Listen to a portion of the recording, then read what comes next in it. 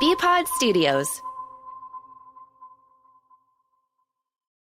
This is Talkin' Rock. Talkin' Rock. Your backstage pass to some of your favorite rock artists. Here's your host, Meltdown. Up first on Talkin' Rock, it's my friend Chris Jericho, of course, a wrestling legend and lead singer of Fozzy, as he was in town on Monday playing District 142 for the final of their 2025 tour dates, 25 years of Fozzy. So really cool to always connect with Jericho. One of the things I really like about him is he's a huge rock fan. So he knows a lot of stuff about a lot of different rock and roll bands, rock and roll acts. We get into that a little bit. We talk about touring, playing with Iron Maiden, the death of wrestling legend Sabu, just traveling the country, playing gigs, a little bit of wrestling talk here and there, but mostly it's about Fozzy and what he has going on with the band now and in the future as well. Jericho is in studio for this interview Monday. You can check it out at WRIF.com. Without further ado, the very prompt Chris Jericho. Hey, it's Meltdown here in the studio, and if punctuality was a rock star, its name would be Chris Jericho. What's up, Jericho? If who was a rock star? Punctuality. Oh, well, once again, I'm like Spinal Tap. I'm very punctual. Known for my punctuality. That's something that you learn from being, you know, in the wrestling business and being in the rock and roll business, is you never want to keep people waiting. Yeah. And I always don't like it when people do that to me. Like if I'm going to have them on Talk as Jericho, for example, if you say 12 o'clock, you know, once in a while I might be 5 or 10 minutes late, but I always make sure to let somebody know. But there's a lot of times when you're sitting there just waiting, and it's like, man, I don't like that. So I always try and be right on time, even a few minutes earlier. Yeah, no, that's a good way to go through life. I wish more people did that. I mean, sometimes you can't avoid it, but for the most part, just be on time. It's pretty easy. Especially nowadays when the phones kind of tell you what time you're going to be there. Yeah, man, exactly. It's not hard to be there when you're supposed to be there. So here I am. No, it doesn't work all the time. I remember going to see Kid Rock in Cleveland and said our arrival is at 6:15, which it was. But the parking and everything was so screwed up. We didn't park till 8:30. Oh, wow. Yeah. At Blossom Music Center, have you been there? I don't know if I have. Well, I'll never go back. I'll just tell you that much. It was too much chaos. So, anyways, welcome back to the Motor City. And just real fast off the top here, I just wanted to ask you your thoughts. You knew Sabu, right? Of course I knew Sabu, yeah. I worked with him when I was in ECW. We had one match in 1996, and it was, I think, my second last match I had there. But Paul Heyman sold that match for 10 years afterwards. It was, back when tape trading was a thing. He still always advertised that match on his TV shows for years and years and years afterwards. And actually, I just had Sabu work with us in AEW a couple of years ago. And I always talked with him a lot on Instagram, on DMs. And when I say text, he text me when we were in Las Vegas at the beginning of this Fozzy tour. And he said, "Are you guys playing tonight?" And I said, "Yeah, we're at the at Counts Vamped or whatever the venue's called." Didn't hear anything else. And then when I got off stage, he had texted me at like 9 o'clock or so we usually go at 9:30. "Can you put me on the list?" I never saw it because I was getting ready for the gig. Then I find out, oh yeah, Sabu was here. I was like, what? Yeah, he was here. Like, really? Like, he didn't come and say hi or anything. So, and he never mentioned it. I talked to him afterwards, just up until about 2 weeks ago. We had a quick conversation, and he never mentioned that he was at the show. So it's a very Sabu-esque thing to do. But yeah, it's a true shame. Like, what a pioneer in the wrestling business in so many different ways. So important and so legendary. A true legend and a true character in the business, for sure. Yeah, it's funny. I've interviewed and met a lot of wrestlers and stuff, and I've been around him, but I've never really had a chance to talk to him. He seemed like kind of an enigma. Maybe that's just because I never.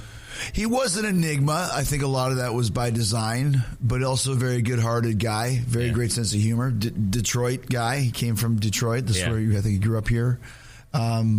But yeah, a very strange guy until you really get to know him, and then he was just a very, like I said, a very good-hearted, good dude. So I'm glad that I had reconnected with him. I brought him on the Jericho cruise a few years ago. So yeah, I hadn't seen him for a while, but then over the last few years we had reestablished a relationship. So I'm glad that we did because, like I said, he'll be missed in the business for sure. Yeah, I didn't realize you only had one match with him. Only one. Wow. Yeah, one match is all we ever had, and like I said, it was kind of a tape trading, classic at the time when that was still a thing back in the 90s. Yeah, you mentioned ECW. Rhino sat in that very chair last week and talked about how much of an influence you were on him, and especially cool. When you guys started out, pretty much together. Well, we didn't start out together. He started with Edge and Christian, kind of in Toronto. I started a few years earlier than they did.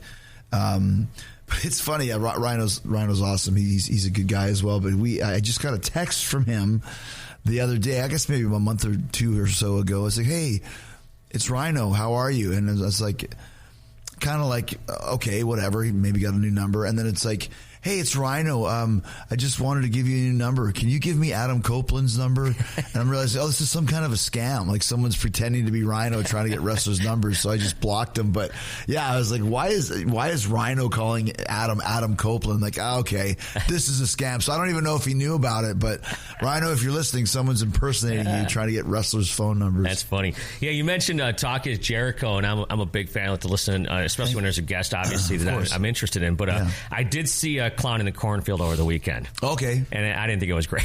A lot of people, my friend Spencer from Ice Nine Kills walked out after 45 minutes. He didn't like it too much either. I thought it was okay. I mean, I think there's so many clown movies at this point in time that, once you see Terrifier with Art the Clown, you can't really top that. But it's much more of a murder mystery, shall we say, than an out-and-out slasher. But I thought it was fun. Like I said, I interviewed the director, Eli Craig, on Talkin Jericho, and we had a good conversation. But, I mean, the thing about the movie that bugged me the most is they filmed it in Winnipeg. I'm like, why wasn't I in this effing thing? Like, what? In Winnipeg, no less? Come on, guys. It is funny how they did film it, and it had this Thanksgiving feel. You've seen Thanksgiving. I thought in my head I just said that. Yeah, it definitely had a Thanksgiving feel. Yeah, right, exactly. And you know what the feel was to me was that not so much in the story or the plot line, but it's like they always try to make like this parade look like there's thousands of people, but there's only 20 people there. And they just have the cameras on the street. That could be another reason why it reminded me of Thanksgiving. Like I said, Thanksgiving was also a murder mystery, but you're right. There was the parade. Yeah. The mysterious killer. Who is it in the town? But I mean, whatever. It's a movie to watch and check out, and it kills 90 minutes. That it did. That I won't get back. What was really good that I saw was Sinners. That was fantastic. That was amazing. Yeah. That's Oscar worthy. Which is very rare for. It's not even a horror movie. Like I said, it's like a combination of From Dusk Till Dawn, right, combined with Crossroads. Yeah. Combined with Django Unchained. All those elements were in that movie for me. Yeah, it's funny because it was like kind of a period piece for like the first hour, and all of a sudden it just like takes a wild turn. Like Dusk Till Dawn had that. But also reminded me a lot of Crossroads with the blues and how influential, the music and the power of music was. And I don't know, really, if anybody is on the fence about seeing it, I highly recommend it. No, that movie was really good. Yeah. And then you mentioned Terrifier too. See, I always say, Terrifier, movies are dumb and fun. I like those movies. They're fun, And of course, they're demise. They're just, bat crap crazy with the kills and all that sort of thing. But I was fortunate enough to be in not just one Terrifier movie, but two of them, which is very rare for somebody to return in another film. But I mean, what a phenomenon that franchise has become, where Terrifier 3, unrated horror movie, made $100 million at the box office, which is just an unrated indie horror film. Yeah. And the budget was about $2.5 million or $3 million. And they made $100 million off it, which is just insane. No, I love those Terrifier movies. Yeah, so much fun. Anyways, got the playoffs going on. A lot of stuff to talk to before we get to Fozzy. But have you been watching the playoffs? Yeah, of course. I mean, the cool thing about NHL being on streaming is that you can just watch it. I was been watching it on Max, actually. Of course, following the Jets quite closely after they finished number one in the league. And, man, they never make it easy on their fans, I'll tell you what. But that was crazy. I mean, it was crazy. And then, they come out of that series, and now they're down 2-1 to Dallas. And I'm like, come on, guys, put it together. I figured after that one they'd go 4 straight against Dallas, but you never know what's going to happen in the playoffs. And to me as well, I just want a Canadian team to win the Cup. It's been 31 years. Since the Canadians, right? 94? 93, yeah. 93, yeah. So they need to step it up, but we still have Toronto, the Oilers, and Winnipeg in there. So fingers crossed. Almost a 50% chance so far that a Canadian team's going to win. And that game with Toronto and Vegas was crazy the other day. The unbelievable finish. Unbelievable finish. Yeah, I mean, that's the thing where you just don't, you think, I mean, the Jets scored with 1.6 seconds left, and Vegas says, hold my, hold my casino chip. Yeah. And they score with 0.4 seconds left. Hold my toque. Yeah. So it's, there's nothing more exciting than NHL playoffs, and the Stanley Cup is the hardest trophy to win in all of pro sports. I don't care what anybody says. You got to win 16 times to win that damn thing. So, yeah, it's exciting, man. I'm getting into it, and as a matter of fact, I'll be watching the Vegas-Toronto game tonight before we go on stage. Yeah, there you go. Yeah, the games have been wild, and it's like, here in Hockey Town, we haven't made the playoffs in so long. That's crazy. And it's like, I don't know, I'm frustrated. I'm at the end of my rope. Well, I mean, that's the thing, and it's the same thing with being a Jets fan who very rarely make it out of the second round of the playoffs, or being a Leafs fan. I think it's one of the longest pro sports franchises without a championship. That's the pros and cons of loving a team, the thrill of victory and the agony of defeat. And then the Wings were so great in the 90s with the Yzerman dynasty. It's just like every team goes on a wheel. They go up and down, and you just got to wait your turn, man. Yeah, I suppose. Yeah, we did have some very many good years. So Fozzy out there touring, like you said, out there for the last month or so on this 25th anniversary tour. Yeah. It's kind of crazy to think. And then I was searching out some news before talking to you earlier, and Blabbermouth always uses that picture in front of the Wyandotte Fire Department. Yeah, that's right. That's right. Yeah, we went across the street from the District 142 where we're playing tonight, and yeah, the fire. What was the deal? The fire department said we could go take pictures, but something had happened where originally we were supposed to take pictures with a fire truck. I'm like, I don't want to take a picture on a fire truck. Like, that's, what are we, like, One Direction or something? That's just the monkeys here. But I said outside the place might be kind of cool. So we went inside, and the firemen were all excited to take pictures with us. And then we went and stood outside the fire department. And yeah, there's some good shots there. So that was, and I believe we even took some pictures inside District 142 on the staircase. So, you never know. Like last night, the photographer was there in Belvedere, Illinois. And it's like, well, where are we going to take a picture? Well, the lighting looks good in front of the bus. Let's just stand in front of the tour bus. Like, whatever. Because the thing is, listen, you can spend, hour on a photo session. When you first start, you do. And you change looks and you do this. And then when you start getting into it, all we need is one picture. 30 seconds, 5 shots, 10 shots, 20 shots. One of these is bound to be good. Or, because in the Photoshop era, one of these is bound to be good for 3 or 4 of us. If the other guy doesn't look good, you take one of the ones he looks good, you just stick it in there anyway. So, and no one ever wants to take band photos, and it literally takes 2 minutes. So it's like, guys, let's just go out. We'll stand in front of the bus or stand in front of the wall. That looks cool. Same thing happened at the fire department. Yeah. I can't imagine when you're doing like some of these, signings or different things like that. You must have seen and signed thousands of pictures of yourself. Oh my gosh. 100,000, hundreds of thousands, I'd probably say at this point in time. I mean, it's been 34 years in the business, and especially now with, the advent of with streaming, nobody buys physical copies of anything unless it's signed. And then this becomes a very cool souvenir. I mean, we sell so many vinyl albums at Fozzy shows because people love that as a souvenir. They don't listen to it, or maybe they do, but they just take the signed album and then you put it on the wall or whatever, and it's kind of a cool artistic piece, and even with the conventions now are so popular, the horror conventions, the pop culture conventions. I mean, I don't do a lot of them, but when I do, I mean, you're sitting there for 8 hours with, gosh, I don't know how many people stand in line for that long. Signing. So yeah, probably 100,000 at least of pictures and action figures and albums and dolls and movie posters and shirts and babies and breasts and you name it, I've signed it. I was going to say, because you got your wrestling, you got the band, you got Sharknado stuff. You probably Terrifier is huge. Yeah. That's become huge now. The last convention I did, probably 40% of the stuff I signed was Terrifier stuff. Was that a convention in Pennsylvania or? The last one was in Manchester, England, but I did just do one in Philly. Yeah, you're right. So I did do that one in Philly. So yeah, man, I mean, you these things you can literally do them every weekend if you want, and people show up. They love meeting, these heroes that are doing things now, or heroes from, Return of the Living Dead 40 years ago, reunion, and there'll be 800 people in line waiting to get, a picture with the cast from 40 years ago. And it's like, really? I never realized that movie was so popular. Well, it is cool because we're about the same age. And it's like, you grow up in an era.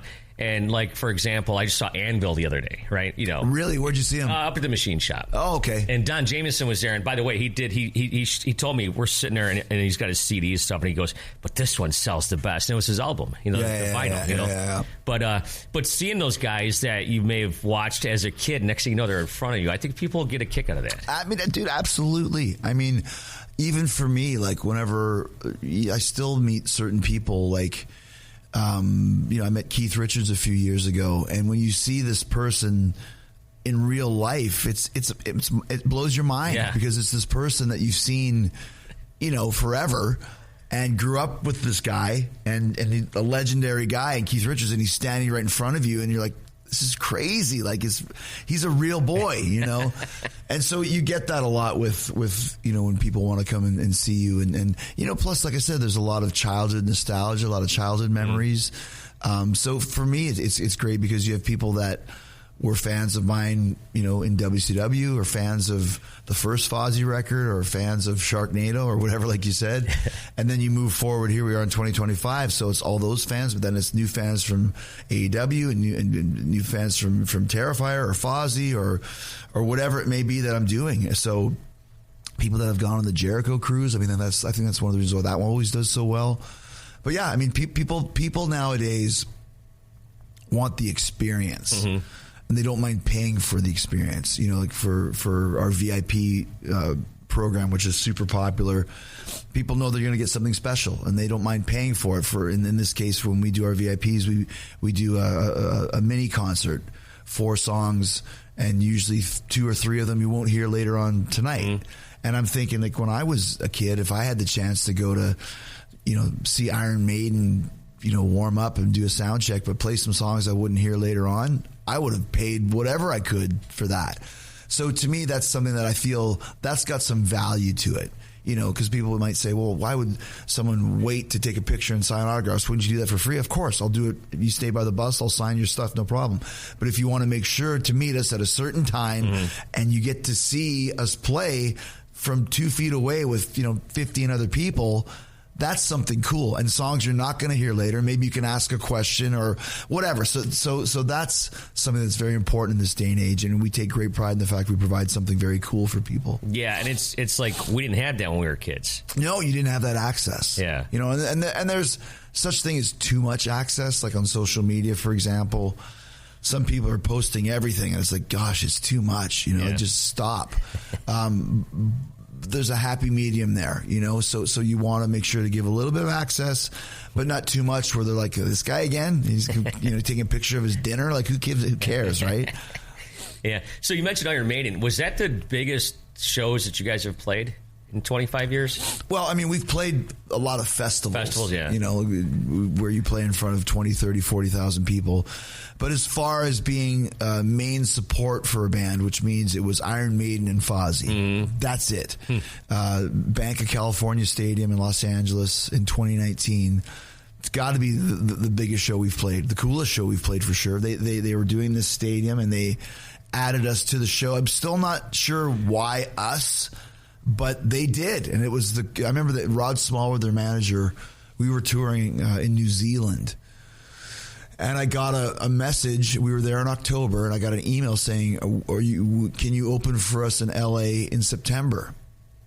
And at first I thought, it's October. Did I miss this? Like, did I miss the email? Like, was this last month? And I'm like, I said, Rod, and I'm like, who is us? Like, what does he mean?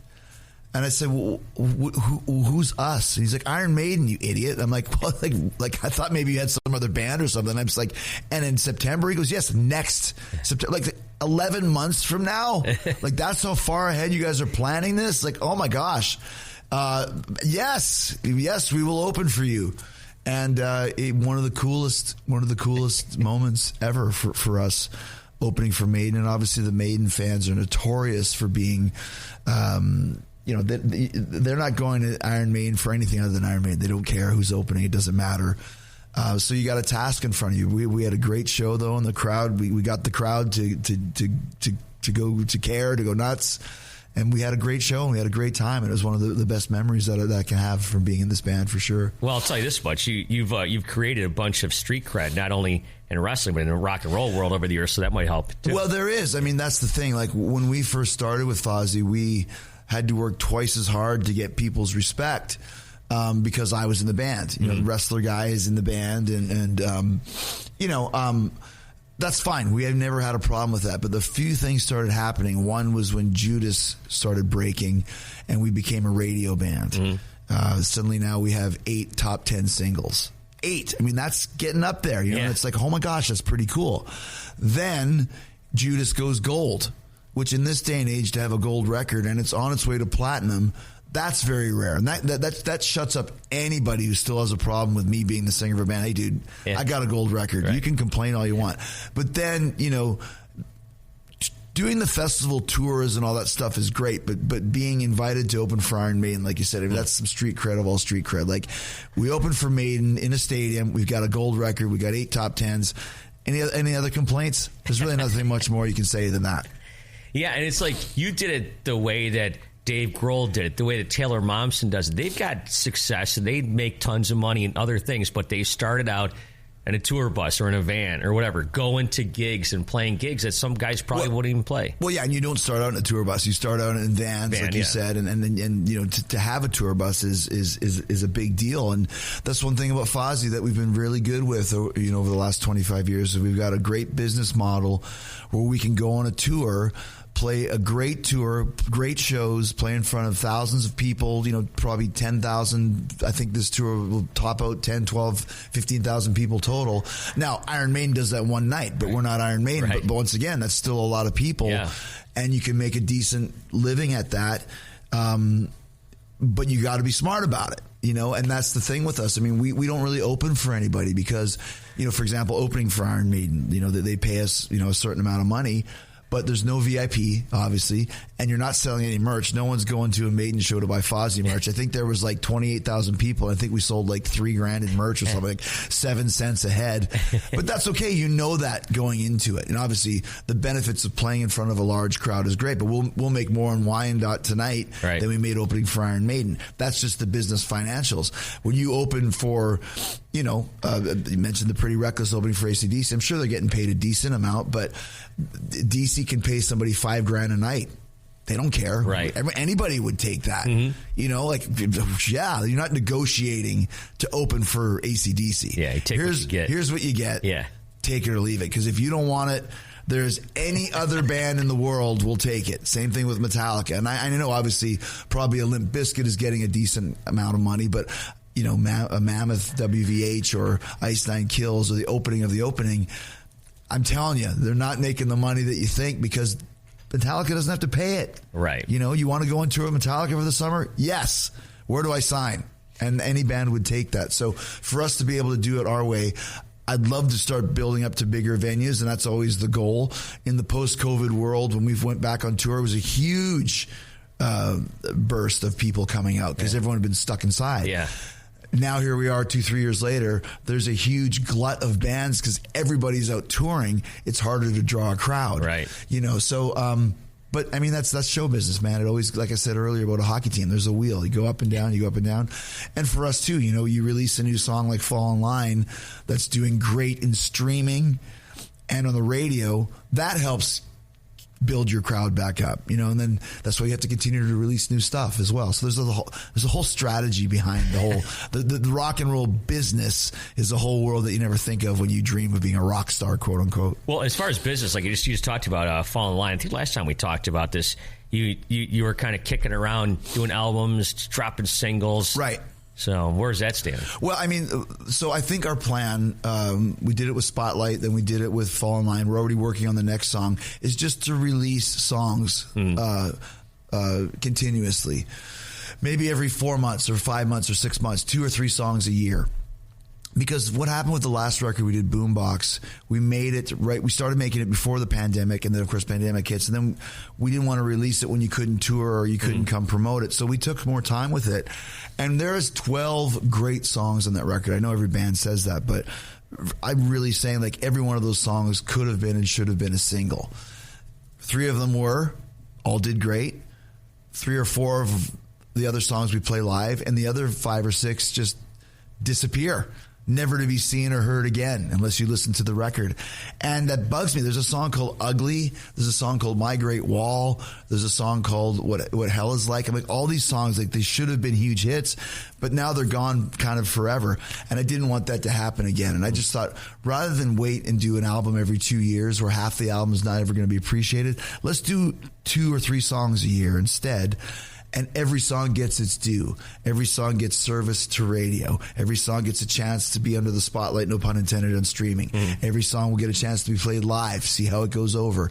And I think that's the way we're going to start doing it. And the way people consume music now, I think a lot of bands are going to start doing things that way and already are. Yeah, it's interesting that you say that because, you know, growing up like we did, you drop a record on and you listen to it, and there's many songs that some of our favorite bands will never play live. And they may have been forgotten, but not from the fans. Well, yeah, because the concept of an album was so, like, I don't know what the word I'm looking for. It was a religious experience. Yeah. You know, it was a sacred experience. You would wait. The new Maiden's coming out. The new Metallica's coming out. What's the cover? What are the song titles? What are the lyrics? What picture's going to be in the back? You know, you would wait in line to buy a new record.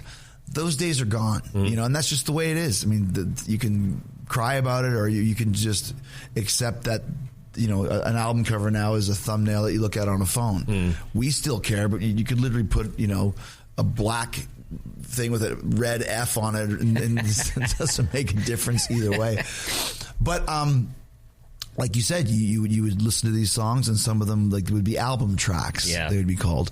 But it's okay because you're listening to Master Puppets from Battery to Damage Incorporated every day anyways. So and they never got played on the radio anyhow. So all of those songs you'd just be listening to at your friend's house and in the car. But the experience of listening to a full-length album is gone for younger kids. They just listen to one song. They listen to a TikTok version of the song, which is 30 seconds. Yeah. That's another thing that's a thing now, where you're like, not even the whole song. No, it's too long. It's 3 minutes long. It doesn't matter. So, you know, you have to stay ahead of the curve on all those things. And we've always kind of taken pride, once again, of being a little bit ahead and watching the trends and seeing how things go. And you go with it, man. And that's just the way you survive as a band for decades like we have. Yeah, I think you mentioned Master of Puppets. I want to say that Metallica probably plays every one of those songs on tour at one point or another. Oh, they've played them all. Yeah. That's kind of crazy to think. Yeah, I think on this tour they're not doing a lot of it, but I mean they go through phases, you know, because once again it's you know, this tour let's do Master in its entirety, or this tour let's do Kill 'Em All in its entirety, or, you know, so you can always see, you know, and then they stay away from the certain songs for a while. And when you get a bigger catalog, that's what Maiden's doing. Their next tour is all old stuff, and then they'll do a tour of all new stuff. And it's just, you know, that's what, and hardcore fans like us go nuts for that. Yeah. Hey, and Fozzy, is Rich Ward an original member with you? Oh, yeah. Okay, it's you two guys are the originals, right? Yeah. We're partners in the band, yeah. That's what I thought, for 25 years. He came from Stuck Mojo, yeah. Yeah, I mean, it's crazy to think, you know, 25 years that we've been doing this, and I mean, once again, it's not easy to keep a band together for that long. We got a great lineup. It's the best lineup we've ever had. And a lot of that, not just as players and singers, but just as people. And that's the most important thing, man. Yeah. You know, chemistry is everything. You know, personality is everything. When you're on the bus for a month, you can't have any jerks on the board, man. You know, you can't do that. It disrupts the apple cart. And that goes for crew, your bus driver, everything. You know, you're on that pirate ship. Everybody's got to be on the same page. So that's not easy to do either. But when we've been able to find a great group of guys, all veterans in the business who don't take anything for granted. You know, and that's important too. You get some younger guys in there that think, oh, this is just how it always is. It's like, no, you got to work your ass off to get to this point, and continue to work your ass off to stay at this point. And that's something a lot of younger guys don't understand that. But So yeah, man, it's always a chess game to put together a great lineup. And we've been able to do that for a quarter of a century, which is so insane. Adding and subtracting for sure. So what's coming up? You said you're going to maybe drop another single here in a little bit. This is the last date of this tour. You guys have any studio time coming up? You got any tours coming up this summer? Well, I mean, we tend not to tour in the summer because everyone else does. We'll go out again in the fall. I think we're going to go talk about going to Australia. We'll go back to the UK where we always do very well in February. And in that time frame, we'll release another song. We'll probably do the States again, and we always kind of do the April, May. In the fall, I think this fall we'll go to Australia instead because we haven't been there in a few years. We do really well there as well. So yeah, I mean it's usually 2 or 3 tours a year, and we'll put out that next single in the fall. Which would be a good time frame because every single you put out lasts for about 4 months when you go through the cycle of everything. So that's about time to put out another one and just continue to build. The video for Fall in Line will come out beginning of June. So yeah, you just keep putting out content is the word content. But yeah, that's what we'll be doing. That's the maelstrom of Fozzy. Yeah, but the thing is, too, everybody's in other bands. I mean, we're doing Quarantine Gigs, which is the 80s non-makeup Kiss band that we have. We did the Diesel Room a few months ago. It was a great show. But yeah, we'll be doing some of that in May and June. Rich has Guardians of the Jukebox, which is his 80s cover band, which is amazing. They're not covering, Motley Crue and Poison. They're covering Lionel Richie and, Maniac and Fame, I Want to Live Forever, and those types of tunes. So everybody, we just did a podcast yesterday with Billy, Rich, and PJ on being working musicians. You got to keep working. Billy's a guitar teacher. When he's not on the road with his other band, he's teaching guitar. I mean, there's a way to do it, but you got to hustle. Yeah. And that's what all the guys in our band do. And that's another reason why we stick together and why we got such a great rock and roll band. Yeah, you mentioned Kiss. I kind of forgot about that, but yeah. So first of all, John 5 is from here. Have you seen his Kiss collection yet? I haven't. I was wanting to go to his house to check it out because you have to go to his house. Have you heard how he's doing this? Yeah, I had him on the show a few months ago. He meets you like in a parking lot, and then it's like you got to put like a bag over your face. No way. Yeah, really? Yeah. And he drives people to his house because he doesn't want anyone to know where he lives, and then you go look around at his museum. But the thing for me is like, I'd love to see the museum. He lives about 45 minutes outside of LA, but I've seen the Ultimate Kiss Museum that was in Gene's house. Right, yeah. So once I've seen that, like, I don't know what John has that Gene didn't. And I'm a Kiss fan, but I'm not that type of Kiss fan. So I'd like to go see his place, but I would have to have a whole day free to do that. And it's very rare for me to have that in LA, but I do owe him a visit to his place. Yeah, no, it looks really cool. But I mean, he's like, I've got a Casablanca, The Elder plastic bag that the album came in. I'm like, where did you get this from? And why do you have this? Yeah, The Elder. I don't know. I think that album gets a bad rap, but I don't know. We could talk about The Elder all day long. But well, let's not. Real fast, one final thing here for you. Have you ever? Where's my? Okay. Have you ever taken the wrong luggage from a plane? Oh my gosh, dude. PJ gave me that one. Oh, well, that's a good one. Well, gosh. So, usually when I'm on tour, we don't work Tuesdays and Wednesdays, and I'll go do AEW on the Wednesdays. This tour, I took the time off storyline wise. So I was flying.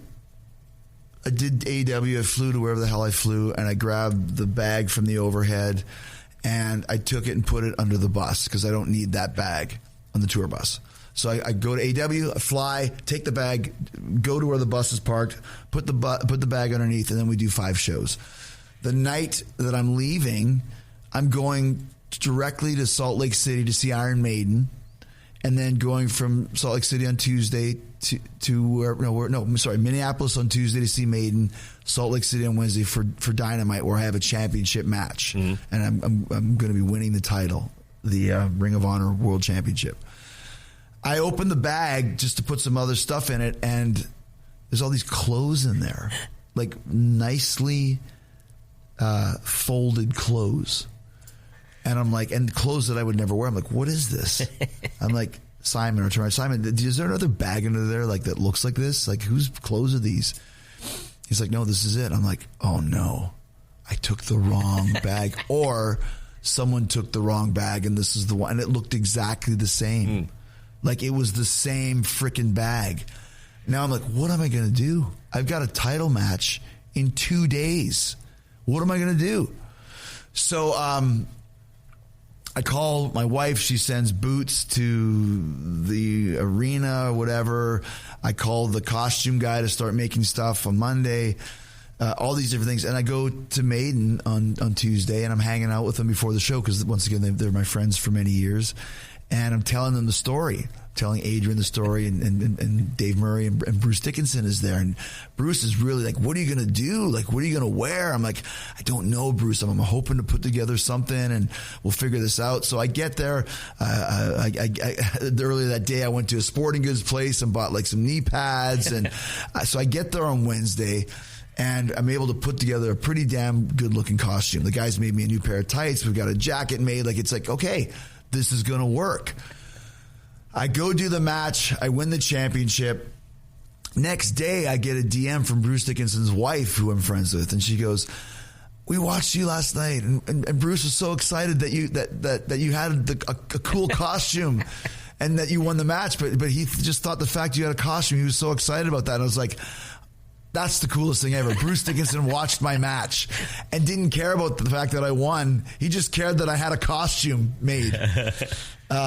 So there you go. I never did find out who took my stuff. So somebody else has your stuff. Somebody has my stuff, and they said, you have to drop off that bag to a luggage. I'm like, no, I'm not dropping it off. That's my leverage. Yeah. I will keep that till the end of time, until this son of a bitch who's got my wrestling gear, which, by the way, it says Learning Tree all over it. Yeah. You know what it is. Right. It would take 2 seconds to Google and say, oh, that's Chris Jericho. Yeah. You can't sell them because I'm going to see it. Yeah. You can't do anything with it. Did you just throw it away? I mean, that was like $1,000 or $2,000 worth of gear. So I'm keeping your stupid, chino pants and your stupid khaki shirts. There was nothing in it. There was no ID in it. Nothing. Just these folded up weird, like a serial killer Unabomber who's so anally retentive. Everything has to be completely folded the right way. So I still got that. I still got it at my house. I'm never giving it back. Give me back my stuff, whoever's listening. You son of a bitch. Well, I'm glad I asked that story. So, yeah, I remember Bruce Dickinson was telling me about how he got a hole in his trousers and his balls were hanging out at a show somewhere. Well, I mean, yeah, that's Bruce. Yeah, right. Bruce is the best, So, well, listen, dude, always great to see you. Thanks so much for coming in here. And, Chris from Pot of Thunder told me to throw in the word maelstrom, so I thought that you would take that and run with that. So. Well, I always forget you guys are friends. Yeah. So he used that the other night. But yeah, man, it's always great to be here. And Wyandotte, which is not Detroit proper, is like a suburb, right? Well, that's a beautiful place. Really cool venue. Great venue. So we'll be there tonight, man, for the final show of the tour. Always a great rock and roll area up here too, so it's going to be a great show tonight, man. We're really excited to end off the tour. The two most special shows on the tour, the first one and the last one, because there's just so much more, at stake, so to speak. So we're going to be ready to go tonight. Well, thanks again, dude. Have a great show tonight. Appreciate it. Up next from the band In Theory, it's Mike Mostert. And, they got this killer new Zeppelin cover with Eric Gales on guitar. He talks about how that happened. He talks about some of the big hitters he gets a chance to work with. What kind of band is In Theory? He gave me a really cool description. And this is also another video you can watch at WRIF.com. Really cool of Mike to take the time out to talk with us earlier this week. And now, of course, today, right now, on Talkin' Rock. I'm making coffee. How about that? Yeah, where are you at? I'm in Muscle Shoals. Okay, so it's not exactly the crack of dawn out there. No, not really. I'm recuperating from. It's just been a long several months, but I just did a studio run 2 days ago, and when I'm doing a studio run, this one was like a 16-hour run. So I started, I think, about 2 in the afternoon. I got home at 6 in the morning. So it throws my whole clock off for a couple of days. So, I see. A few days ago you did this. That was yesterday. I came in at 6:30 in the morning. Yeah, something like that. No, I think I saw on your Facebook, it says Muscle Shoals, Alabama. So do you work there? I live here now. I'm originally a New Yorker. Okay. Then a Californian. And for the last 8 years, I've been in Muscle Shoals. Okay. I guess as like a guitar player of your ilk, that's kind of a place where you probably long to be, right? It's great for music. It's great for the studio world. there's probably a higher concentration of studios in a 10-mile radius than probably anywhere in the world here. Yeah, I live up here, obviously in Detroit, and there's some studios up here where there's been a lot of classic albums made. Rust Belt Studios is right down the road where Alice Cooper records. Kid Rock recorded his debut, Greta Van Fleet. I mean, the list goes on and on and on. Pearl Studios where Ted Nugent recorded a lot of stuff here, Bob Seger and all that. So, yeah, there's a few of them up here. But we don't want to talk about that. We want to talk about In Theory and what you guys have going on. Sure. Normally when I interview bands, a lot of the bands, like I already kind of know about. I know a little bit about you guys, but I didn't want to get into the weeds too much because I wanted you to tell everybody about your band and what you have going on. 'Cause you got some really cool stuff in the works. Sure. We would need like a 10-hour show to talk about the band. It's such a long path to it. But what kind of band are you? For people that don't know what In Theory is, tell me about like what you guys do. Well, the best way I can say is we're like either a modern Zeppelin or like a swampy Soundgarden is the best way to describe our sound.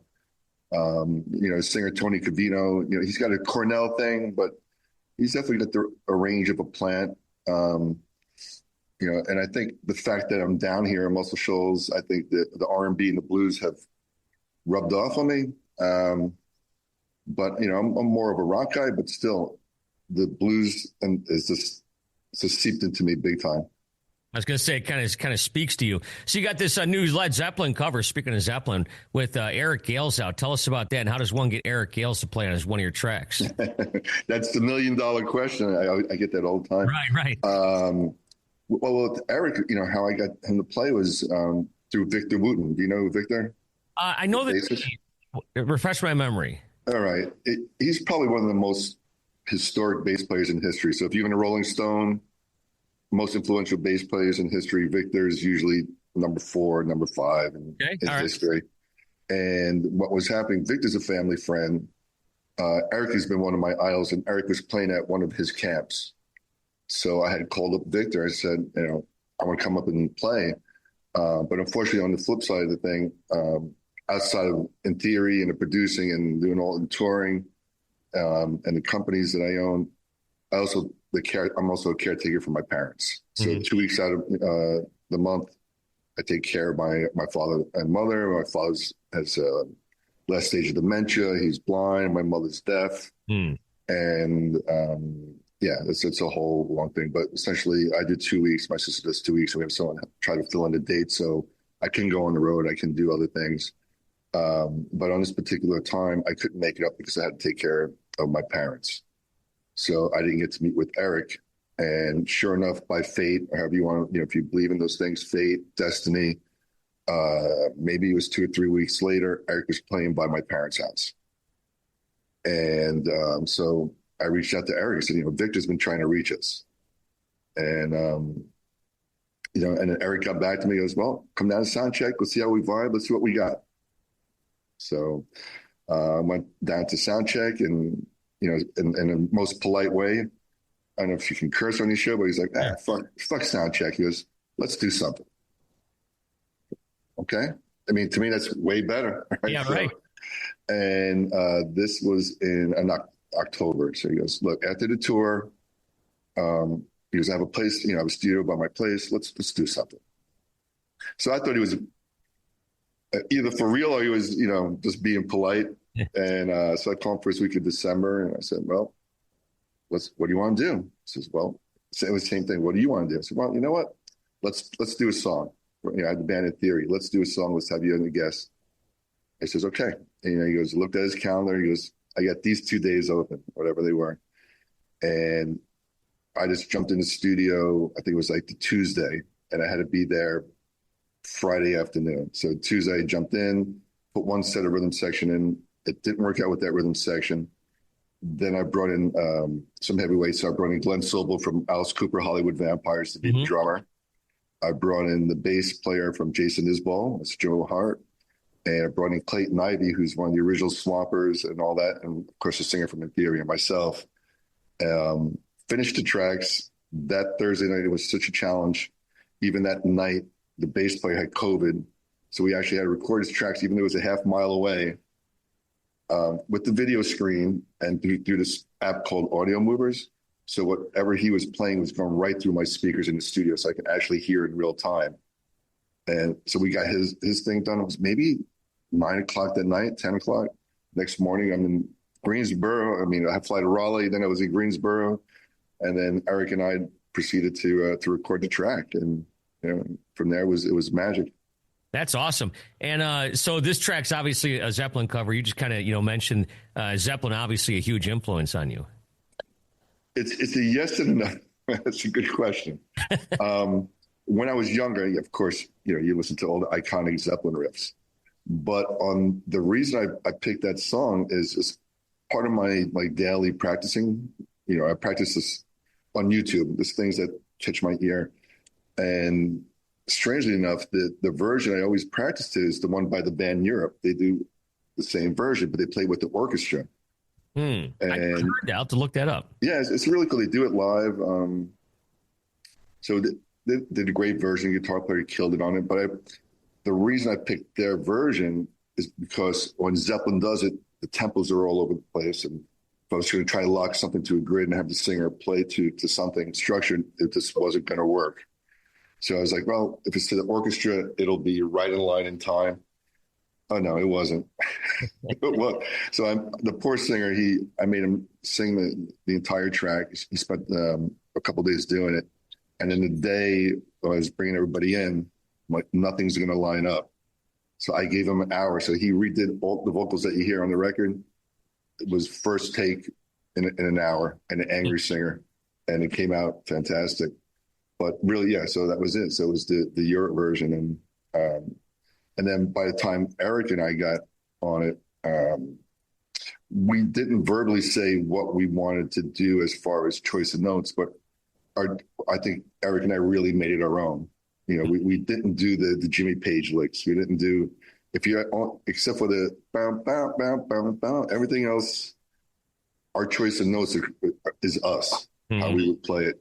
I mean, if you listen to the song, there's even little Queen elements. There's a little, what Eric pointed out to me, what I was doing, he goes, that's a little bit like the Beatles, a little, I want you so bad. That song. So he goes, if you hear the Beatles song and you hear that, you can hear some of the similarities. And if you hear very early Queen, you hear some of that. But again, it wasn't on purpose. It's just as Eric and I were progressing on it, so. Yeah, just what comes out of you with your influences and whatnot. So also you're working with Vinny Appice and Perry Richardson, right? On some tracks? Yeah, on 2 tracks that are coming out. Vinny did 2 of the tracks. And Vinny's a monster. I think people will like it. And then Perry, he's another guy. He's just been a longtime friend, and it's like, it's one of those, Perry, you want to do something? He's like, sure, come on up. South Carolina, and we only put one of his tracks on it, but he cut 4 tracks with us. So, but on this album, we're just using 1 with him. And then the other one that we're working with, and the release is coming out, I think in about 2 weeks, is with Tommy Henriksen. So that one is coming out, I think, actually the 16th, May 16th, is the singles coming out, and that'll be on the album as well. And that's like if Aerosmith and Mutt Lange had a baby in 2025, that's what that song sounds like. Okay. And we've been doing a lot of social media pushing on that, and Tommy's been wonderful on that. And actually, he's in the video as a band member, which was kind of cool that he did that. Even though he's in the Vampires and he's got his Crossbone Scully band, but he was very gracious to jump into that. But him and I worked on that for quite a long time to pull it off, and that's a whole story with the Alice Cooper camp and us. And I was just thinking about that. Yeah, you keep bringing up guys that played with Alice. Yeah. So I mean, I met Glenn Sobel, who played on Since I've Been Loving You, through Tommy. I met him backstage, and when I was having issues, when I was like, if we're gonna do a thing with Eric, it's gotta be great, it can't be good. And I'm not sure if you ever spoke with Tom, but I lost a lot of my New York, Long Island accent, but his is still thick. It's really right. So he goes, Mike, you fucking talk to fucking Glenn. He'll fucking do it. And I called up Glenn that night, and Glenn and I were on the phone again, for 2 hours that Tuesday night from 8 to 10. And while I was on the phone with him, he was trying to locate engineers and texts and by 11 o'clock that night, he says, "Yep, I can do it." It was that Thursday morning, and then I said the bass player that night. But the Cooper camp has been a really interesting thing for us. The funny thing is, with Tommy and I, there was a person dear to Tommy and myself that has been trying to connect us.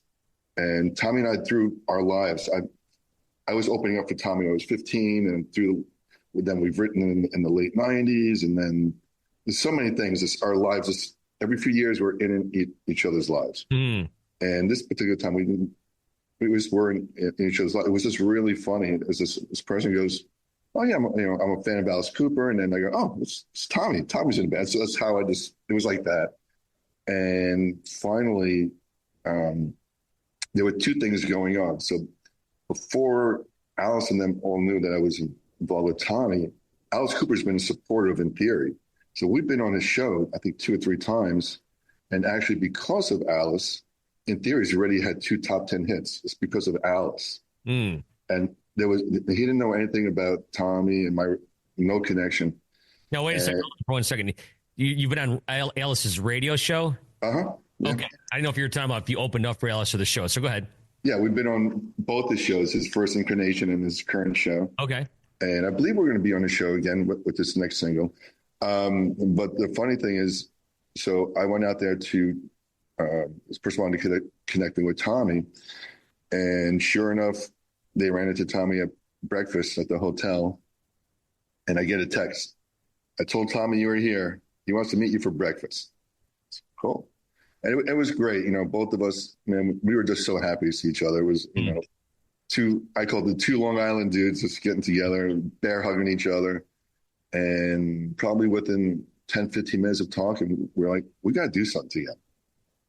And we just started talking. And then that night, it was interesting. He was asking me about how I like to set, his new sound and all that.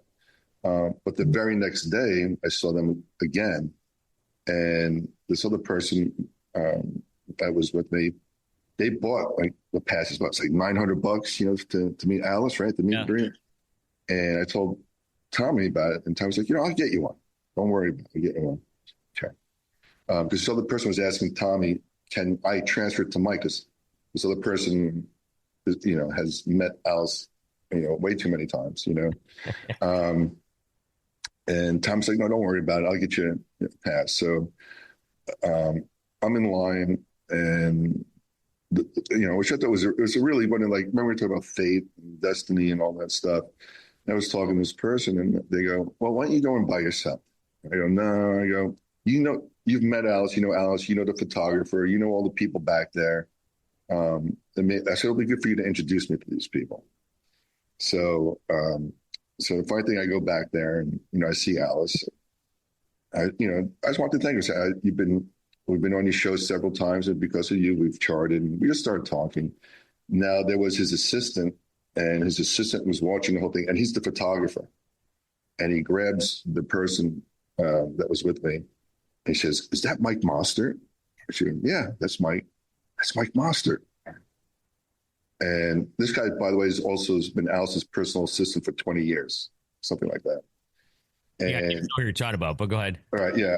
And it was almost like he was crying. He was so happy. He stopped my thing with Alice. He goes, Alice, that's my boss. He goes, that's my old boss, Alice. And then Alice was so funny. He went from obviously being very cordial. He's always a nice guy. He had the biggest smile on his face, and he grabbed the guy and said, get in the picture. You got to be in the picture with the bosses. It's your bosses. And and I always laugh. I said, thank God I wasn't an asshole as a boss. But what a moment. It was emotional to me as well, where he was just like, oh my God, it's Mike. And then I started telling Alice, I'm working with Tommy, and the whole history with that. And he goes, look, man, so I want you know, Tommy's the glue of Alice Cooper. He's the glue of vampires. And then this is so Alice, from what I know of him, he goes, well, do you have passes? Did you see Tommy? Did you need anything? I go, no. I said, I've been seeing Tommy for breakfast every morning. And after the show, he says, okay, I just want to make sure if you need anything, you just let me know. I'm like, oh, that's cool. And then we ended up talking for about 40 minutes while everybody who paid is behind us. And then sure enough, like the sister and I, we reconnected after all these years. She was my employee for 3 years or so. And it was nice. And I've seen him now a bunch of times in Nashville. And every time I go see Cooper, I get to see Tommy and Sobel. And, of course, we can say his name, Kyler, so you get to see him as well. So it's cool. It's been the reuniting of a lot of friends. Yeah, it's weird. Like, I think that Tommy's, I don't even know if I ever met Tommy before, but, Glenn and Ryan, I've talked with a bunch. Nita, I've talked with a bunch of times. And Alice, I've had the privilege to interview and meet a bunch of times. So it's really cool. Hey, the band, In Theory, it's kind of funny because right now there's several bands with the word theory in the title. Right. Sleep Theory, Theory of a Dead Man, just off the top of my head. Did it ever cross your mind when you named the band? No, it's so funny. How we got the name is there was the first incarnation of In Theory. And, when people say, well, in theory, this is supposed to work. In theory, that's supposed to work. And so we just thought it was funny. And we're like, yeah, that sounds like a good name for a band. So in theory, we're a band. In theory, I could play guitar. It was stupid, but yeah, that's how we came up with the name. What do you guys have coming up for the rest of the year here? You got a summer tour or anything you're going to hop on? Yeah, we're still touring. We have shows where we have some shows. I think some coming up in Knoxville. We just played your area, by the way. We played the Token. Oh, you did? Oh, yeah. Oh, no kidding. How long ago was that? That was not even 10 days ago. It was us and the band Angel. Oh, no kidding. So did you see Angel play that night? Yeah, we opened up for Angel that night. Yeah. So it's funny. I had a thing to do one night when they were in town, and I really wanted to see them. And I didn't realize it was like on a Sunday or something. And the show, they went on stage at like 7:30 or something. So I get there at like 9:30, and like the place is empty. I'm like, what is going on here? We opened up from that was last year. We played on a Sunday.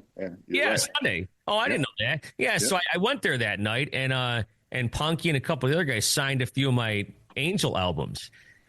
And it's funny because I didn't grow up knowing anything about Angel. Just, I don't know. I grew up in the 80s and stuff, but I never knew anything about Angel. And I was at a record store one time. My wife's like, you got to get this Angel record. So I bought it for like $1 or something. And I put it on like 5 months later. I'm like, man, I love this. And now I got a bunch of Angel albums. Yeah, there's another, I have stories apparently, right? I get the Cooper story, now story. Angel was an interesting thing for me because growing up, when my brother was 3 years older than me. So, when you're 11, they're 14, they're a big influence in your life. Yeah. And he was a bass player. And I was an emerging rock star at 11 years old, in my mind, Yeah. And, but the first 3 records he got me was Aerosmith Rocks, Kiss Alive, and then Angel on Earth as It Is on Heaven. Mm-hmm. And so remember that cover, you can turn it upside down. It's the same, no matter how you turn it. And at 11 years old, my brother used to call me Punky for Punky Meadows. And last year, we've done, I think now, six different legs with Angel. No kidding. Wow. Yeah. And so for me, to play with Angel was kind of, again, it was a very moving thing because my brother used to call me Punky, and unfortunately my brother died at 30 years old in a car accident. And last year when the first leg of the tour got announced, it was actually on his birthday, my brother's birthday. So wow. So I told Punky the story the first time I met him, and and again as a kid I was like, oh my God, Punky. And but since then I've been we've become really good friends, and Punky and I have been talking about doing something again. He wants his bucket list is to come here in Muscle Shoals and play. And he's a big blues guy as well. So we talked about our favorite guitar players, what he wants to do. He's not that far from me. I think he lives up in North Carolina. So we're just trying to figure out a time when he can do it and I can do it. And we're going to lay down, a couple of tracks. And we even made the joke of calling it the two Punkies. He calls me Punky Mostert and Punky Meadows. So we've tossed some ideas around. It's just, will scheduling allow it to happen is the thing. Talking to you, it's kind of funny because I just saw the movie Sinners a couple weeks ago. Are you familiar with that? Yeah, Gals is on that one. Yeah, and it also it revolves around a blues player to a certain degree, and it's down south. I'm not exactly sure where. I know it said it in the beginning of the movie, but I can't recall. I can't recall because I was sitting in the theater and the couple next to me would not stop talking. I think it's in Memphis because Eric Gales is on the soundtrack of that. And I'm not sure if there's I think he does 2 of the tracks. Oh my God. I'm not sure if you listen to it, but listen to that track in headphones or earbuds, and Eric's guitar on that is just ridiculous. He plays with an orchestra. And one of the cool things that they did, usually when you play with an orchestra, you're trying to sound like the orchestra, right? You're doing almost classical theme type of music.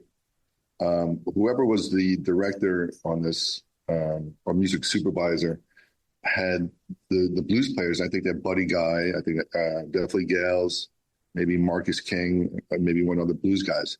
But they were actually playing blues style over an orchestra. And sonically, it is amazing. It's funny. I was actually at the Talkin Lounge, going to the Talkin Lounge when I heard it for the first time. And I put my earbuds in, and I was like, wow, that's just amazing. I'll have to check that out. I don't recall that, but I mean, there's a lot of stuff. You know, BB, I think, BB plays, he's got a small part in it. Right? Yes, and it's got to be in Memphis. I'm not going to give it away because it's a small part, but it's actually kind of a large part, actually. So I don't.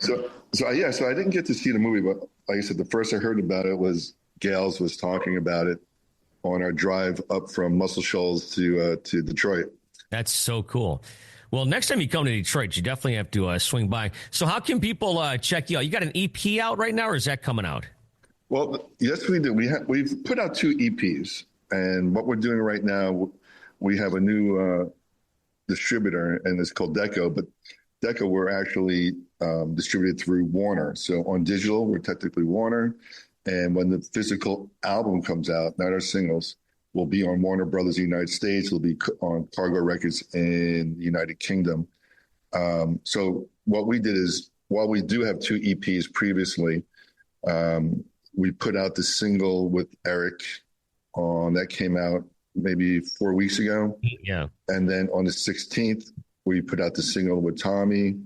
And then on Friday the 13th, scary. Ooh, scary.